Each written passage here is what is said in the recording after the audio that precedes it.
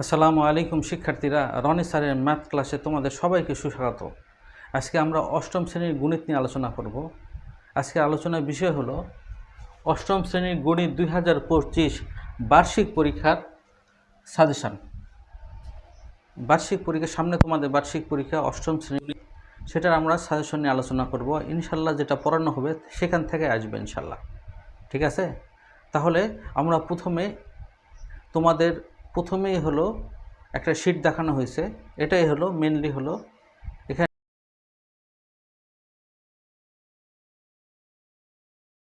MCQ 30টা আছে, বহু নির্বাচনী অংশ 30 মার্ক তোমাদের স্ক্রিনে আগে দেখানো হয়েছে। এখানে 30টা এমসিকিউ আছে। এই 30টা এমসিকিউ গুরুত্বপূর্ণ। এই 30টা যদি পড়ো এখান থেকে অনেকটা আসবে ইনশাল্লাহ। আর আমরা মেন জিনিস শিখবো, তাহলে একটা শিখলে এ ধরনের যেটাই আসুক সেটা আমরা উত্তর দিতে পারবো, ঠিক আছে? তো আমরা এখন অঙ্কে আসি। প্রথম অঙ্ক এমসিকিউ 0 1 1 2 3 প্যাটার্নটির নবমতম পদ কত?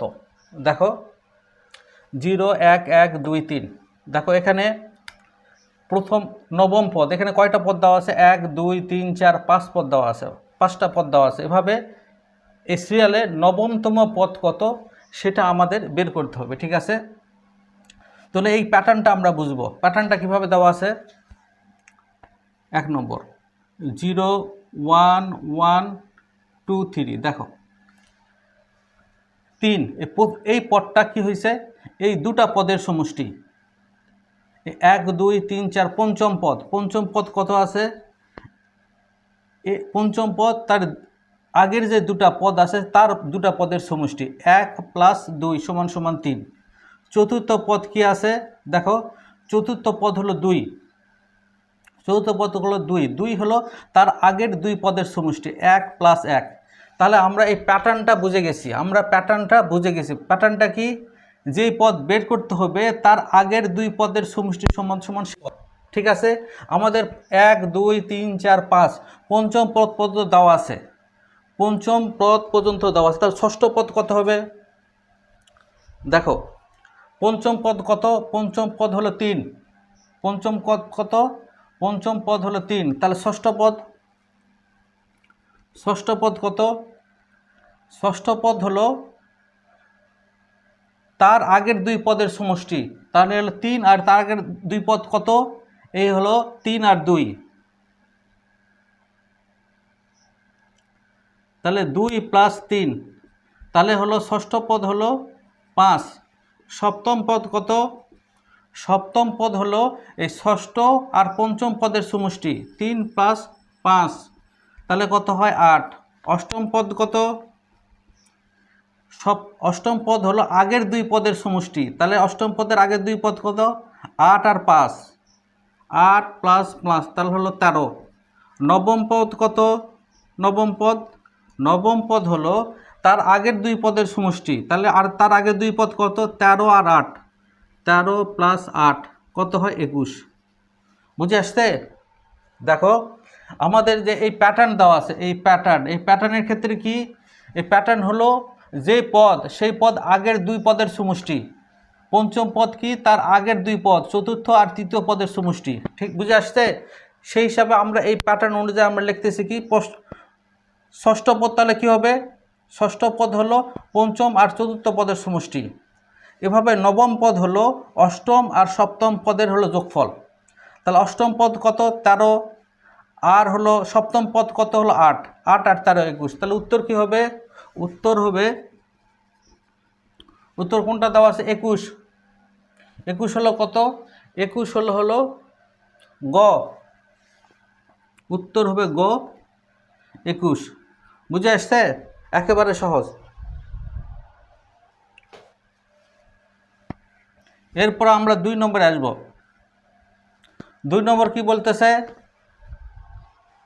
2 নম্বর বলতেছে হলো, ভালোভাবে দেখ, 1 থেকে 15 পর্যন্ত ক্রমিক স্বাভাবিক জের সংখ্যার সমষ্টি কত?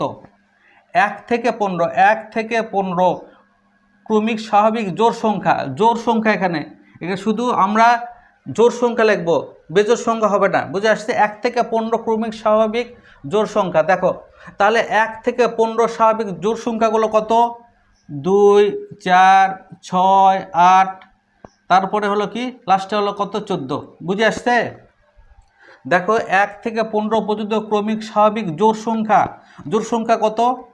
যেহেতু 15 পর্যন্ত বলেছে, আমরা 1ও নিতে পারবো না, আবার 15ও নিতে পারবো না। কেন?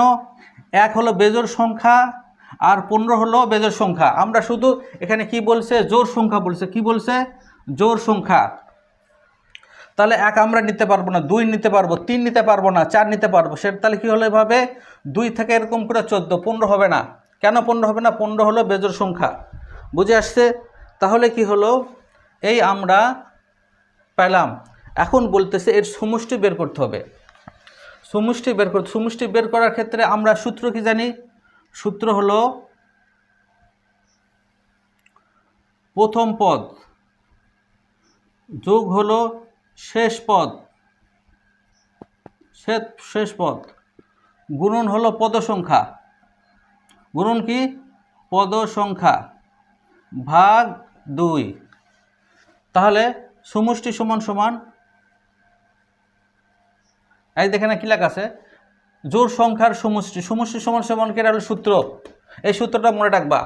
তাহলে আমাদের প্রথম পদ কোনটা? এই প্রথম পদ হলো 2, শেষ পদ কত? 14, তার পদ সংখ্যা। তাহলে পদ সংখ্যা কত? 2 4 6 8 10 12 14, তার মানে 7টা। দেখো পদ সংখ্যা কয়টা? 2 4 6 8, এখানে 4টা আছে। 10 12 14, 7টা। 2 4 6 8, 2 এর ঘরে নামতে হবে। 2 1 2, 2 2 4, 3 2 6, 4 2 8, 5 2 10, 6 2 12, 7 2 14। এই হলো 7 2 14। বুঝে আসছে? পদ সংখ্যা কয়টা? 7টা। আর ভাগ হলো 2। তাহলে আমরা কি পাবো? দেখো 2 আর 14 16, 16 গুণন 7 ভাগ 2। এখন 2 দিয়ে 16 কে করলে কত? 8 2 16, 7 8 56। তাহলে কত হবে? 2 এর উত্তর হলো 56। 2 এর ক 56, এটা হলো উত্তর, হবে হলো 56। ঠিক আছে? 2 এর ক 56, এটাই হলো উত্তর। ঠিক আছে? তাহলে 56। বুঝে আসছে? এখন দেখো এটাই আমরা দেখো আরেকটু ভালোভাবে শিখব। এখানে লেখা আছে 1 থেকে 15 পর্যন্ত ক্রমিক স্বাভাবিক সংখ্যার জোড়। ঠিক আছে? এখন যদি লেখা থাকে বেজোড়, লেখা আছে কি? জোড় সংখ্যা বের করতে হবে। যদি লেখা থাকে বেজোড় সংখ্যা, তাহলে কি হবে? দেখো আমরা একটা দিয়ে অনেক কিছু শিখব।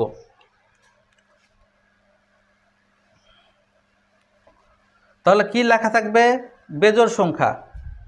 বেজোড় সংখ্যা যদি হয়, তাহলে আমরা বেজোড় সংখ্যা প্রথমে এখানে লিখতে হবে। বেজোড়। এবার আমরা কি করতেছি? জোড় ছিল প্রথমে, এবার আমরা বেজোড় করতেছি। ঠিক আছে? বেজোড় সংখ্যা করতেছি। বেজোড় সংখ্যা হলে কি হবে? 1 3 5 7, এরকম করতে করতে হলো 15। ঠিক আছে? তাহলে সূত্র কিন্তু এটাই হবে, প্রথম সংখ্যা শেষ সংখ্যা এটাই। ঠিক আছে? তাহলে হলো দেখো প্রথম সংখ্যা কত? প্রথম পদ 1, শেষ পদ কত? 15। ঠিক আছে? পদের সংখ্যা কত? 1 3 5 7 9 11 11 9 11 13 15, 8টা। পদ সংখ্যা কত? 8টা ভাগ 2। ঠিক আছে? তাহলে দেখো 16 গুণন 8, ঠিক আছে, ভাগ 2। তাহলে পদ সংখ্যা কত হচ্ছে? 8। পদ সংখ্যা আমরা কীভাবে পেলাম? দেখো প্রথম পদ 1, শেষ পদ হলো 15। পদ সংখ্যা হলো মানে এটা বেজোড় সব। এটা কয়টা? 8টা। 1 3 5 7, এরকম করে 15 পর্যন্ত হয় 8টা। ঠিক আছে? তাহলে সূত্র অনুযায়ী কত হলো? 1 আর 15 হলো 16 গুণন 8। তাহলে আমরা কি করব? 8 8 কেটে দেবো। 8 8 কি হয়? 64। তাহলে 1 থেকে 15 পর্যন্ত বেজোড় যেগুলো সংখ্যা আছে সেগুলো সব সমষ্টি হলো কত? 64। এটাই উত্তর। ঠিক আছে? এরপরে দেখো ওই জিনিসই লেখা আছে।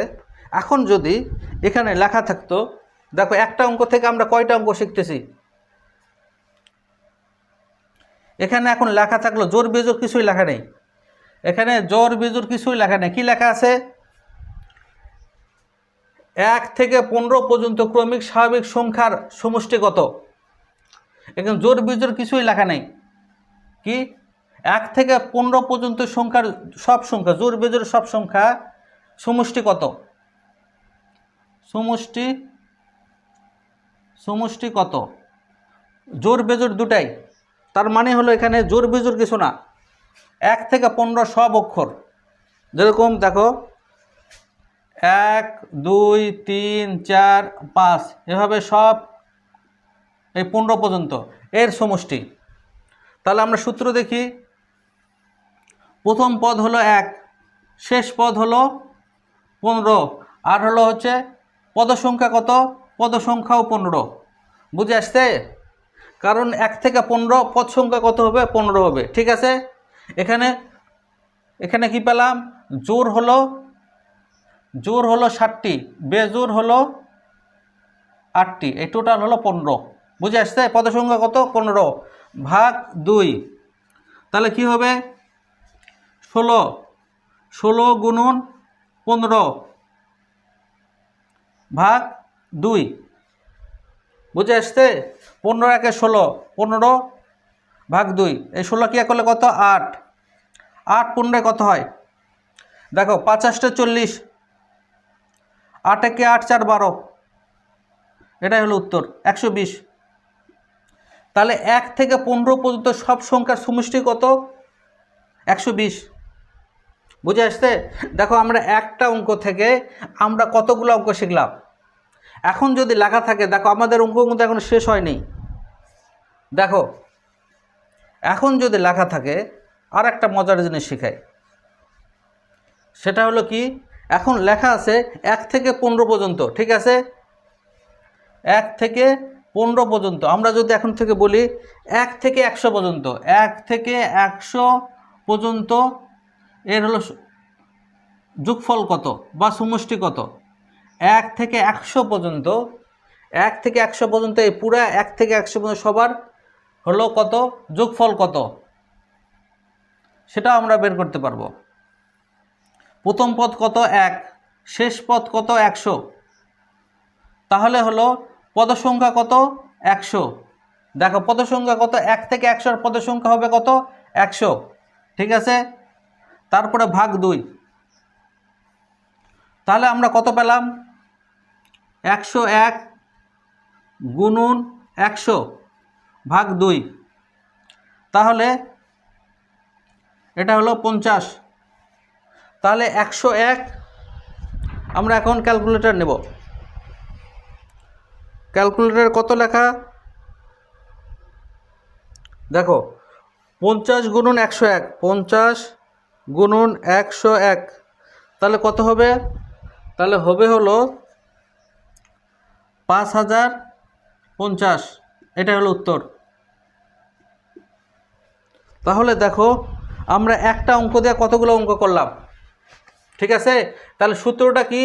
সূত্র হলো সংখ্যার সমষ্টি হলো, সূত্র হলো প্রথম পদ প্লাস শেষ পদ গুণন পদ সংখ্যা ভাগ হলো 2। বুঝে আসছে? তাহলে এই অঙ্ক আমাদের শেষ হলো। এবার আমরা তৃতীয় অঙ্কে যাব। তৃতীয় অঙ্ক কি বলতেছে? p = 300। p = কত আছে? 300 আছে। এটা হলো সুদ আসলের অঙ্ক। ঠিক আছে, এটা কত? সুদ আসলের অঙ্ক 3 নম্বর। দেখো 3 নম্বর,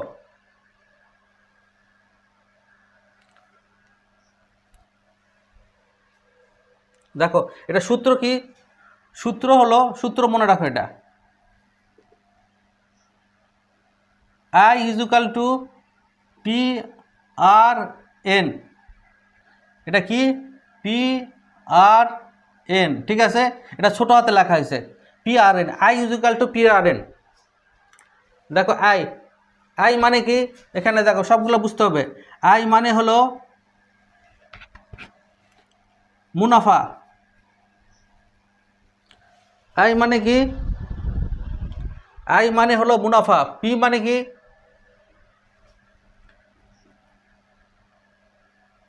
P মানে হলো আসল।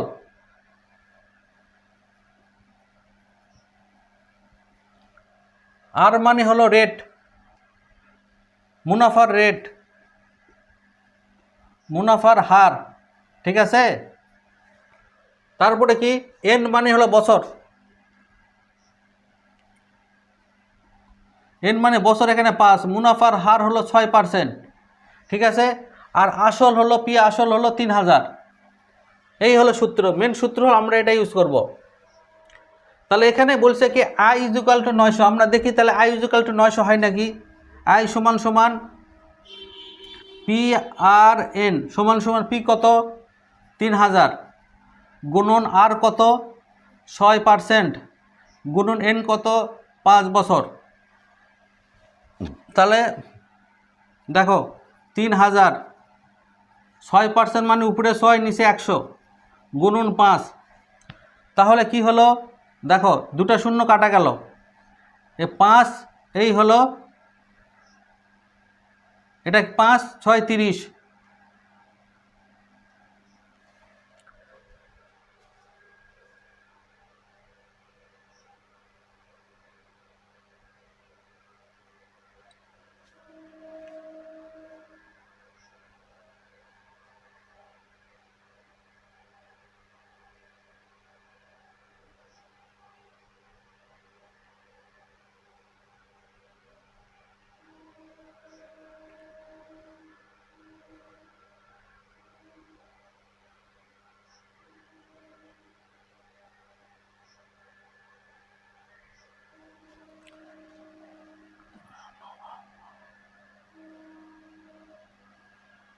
দেখো এখানে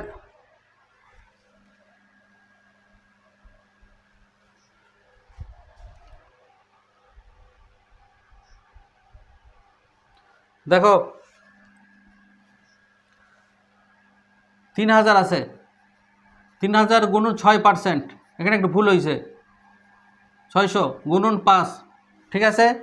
তাহলে দুটো শূন্য বাদ গেল, তাহলে কত থাকলো 30 গুণন 6 গুণন 5, তাহলে কত হলো, তাহলে হলো 30 আর গুণন হলো 30, তোমরা একবার ক্যালকুলেটর করতে পারবা, তাহলে 900, বুঝে আসছে।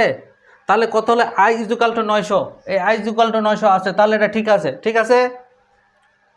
তারপরে কি, তারপরে লেখা আছে হলো, এরপরে হলো এ লেখা আছে, এ, এ মানে হলো, এ মানে আমরা জানি কি,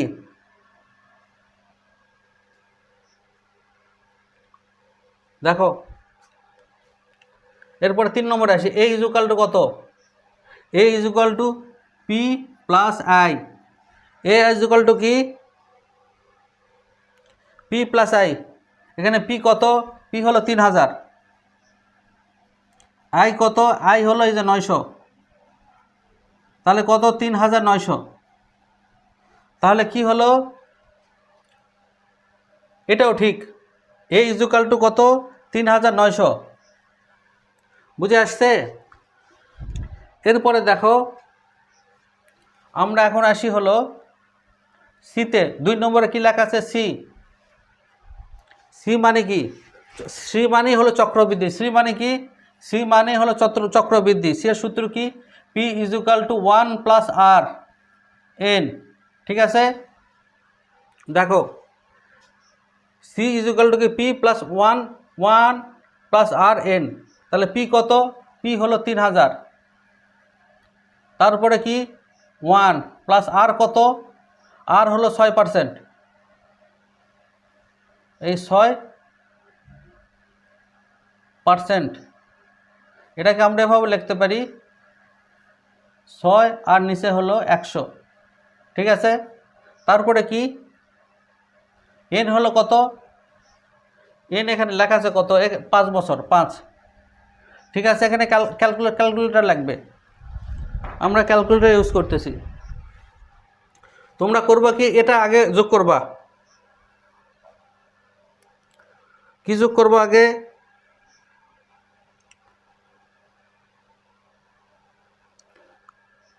1 যোগ 6%, 6% গুণন হলো 5, 1 যোগ 6% তাহলে 1.06 গুণন 5, 1.06 গুণন হলো 5, তাহলে কত হয়? তাহলে 3000 গুণন কত? 5.3, 5.3 গুণন 5.3 গুণন কত? 3000, তাহলে কত হয়? 15,900। এখানে কত লেখা আছে? শুধু 5,900 লেখা আছে। তাহলে কি হলো? তাহলে আমরা বুঝলাম হলো এটা হলো ক, এটা হলো কত? এটা হলো 1, এটা হলো সত্য, এটা হলো 2, এটাও সত্য, কিন্তু এই 3 হলো মিথ্যা। 3 উত্তর কত? 15,900। এখানে কত দেওয়া আছে? এখানে দেওয়া আছে হলো 5,900। তাহলে 1 আর 2 হলো সত্য। তাহলে 1 আর 2 কোথায় লেখা আছে? এই প্রথমেই লেখা আছে হলো 1 আর 2, ক। তাহলে কি হয়েছে? 1 আর 2, সরি দেখো, আবার দেখো, আমরা এখানে ভুল হয়েছে। সেটা হলো এটা হলো 2 নম্বর, এটা হলো 3 নম্বর। তাহলে আবার দেখো 1 নম্বর কত লেখা আছে? i = 900। এই যে 1 নম্বর কত?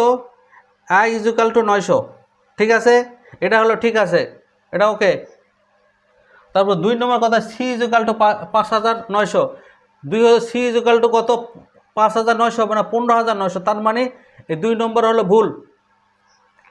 আর 3 নম্বর কি? a = 3,900, a = কত? 3,900। তাহলে উত্তর কি হবে? উত্তর হবে ক না, উত্তর হবে খ। 1 আর 3, উত্তর কি হবে? খ। উত্তর হলো কি? উত্তর হলো খ। উত্তর হবে 1 ও 3, ঠিক আছে, এটা হলো উত্তর। একেবারে সহজ। এরপরে কি আমরা যাব 4 নম্বরে। 4 নম্বর দেখো, 4 নম্বর খুব ইম্পর্টেন্ট প্রশ্ন। এটা এটা পরীক্ষায় অনেকবার আসছে, এটা পরীক্ষায় অনেকবার আসছে, ঠিক আছে।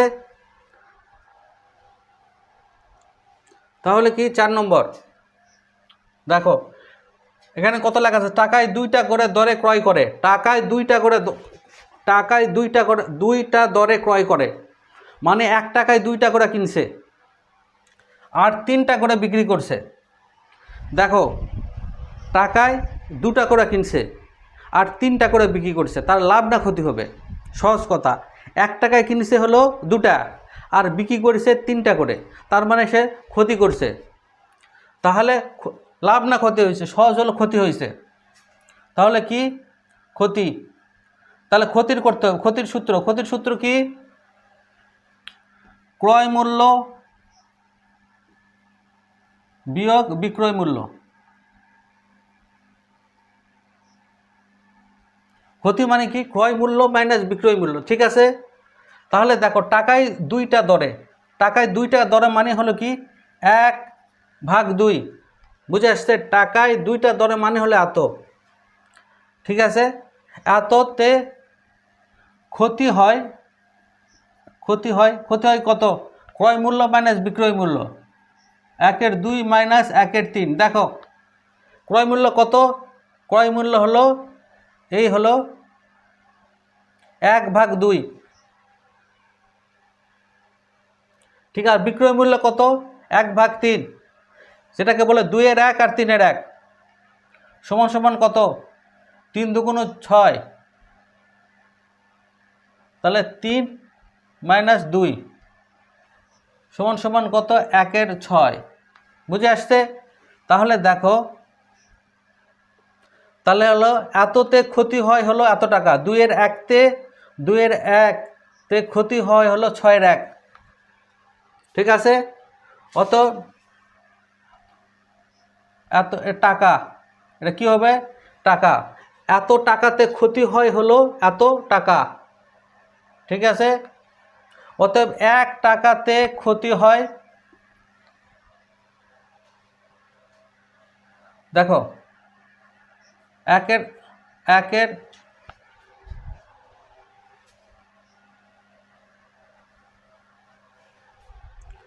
তাহলে দেখো এটা আমরা পাইছি 1/6 গুণন দেখো 2, এই 2টা উপরে আসবে, ঠিক আছে।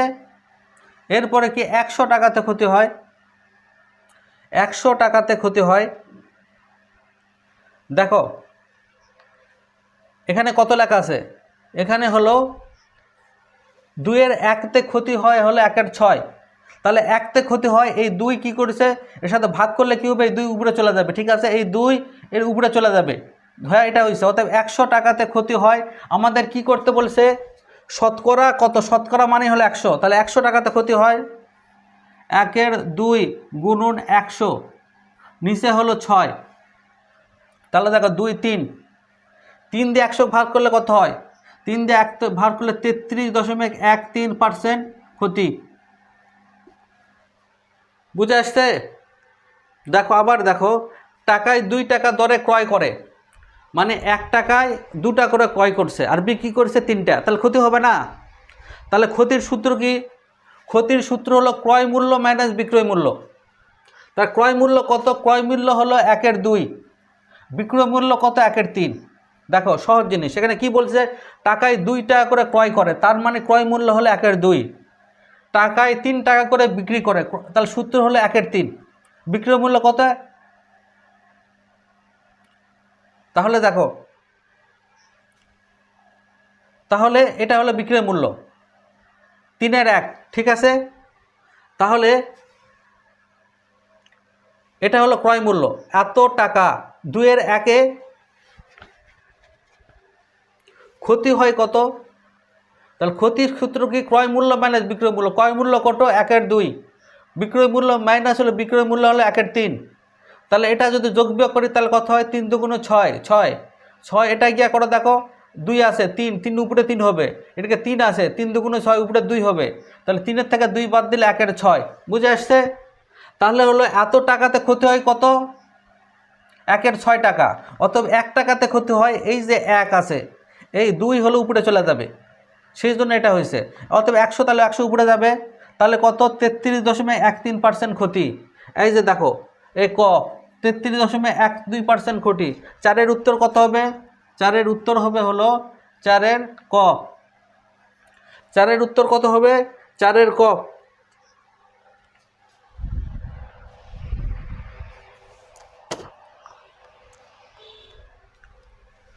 এরপর আমরা করব 5 নম্বর।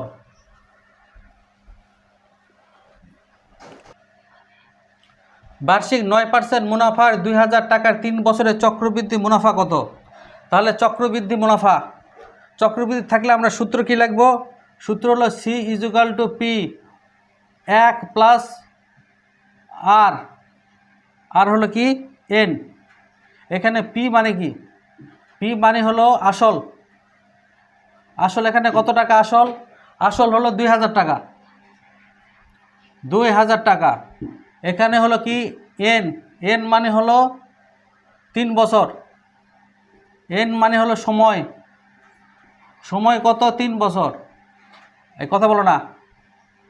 তারপরে কি আর মানে হলো রেট, রেট হলো 9%, রেট কত 9%, 9% মানে হলো হার, এটা মুনাফার হার, মুনাফার হার, ঠিক আছে, মুনাফার হার কত 9%। এইবার আমরা অঙ্কতে আসি।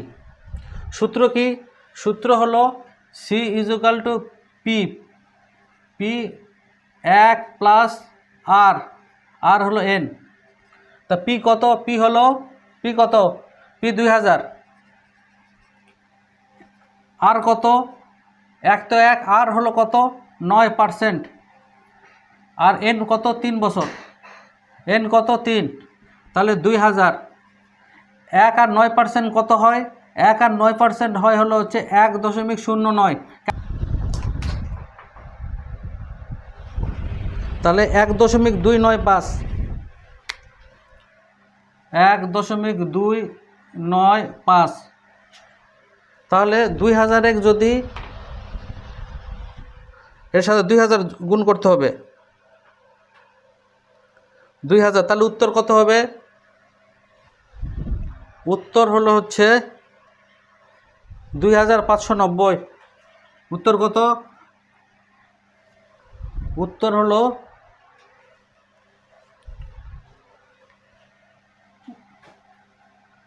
2590.06। তাহলে সি যেটা আছে, সি মানে কি? সি মানে হলো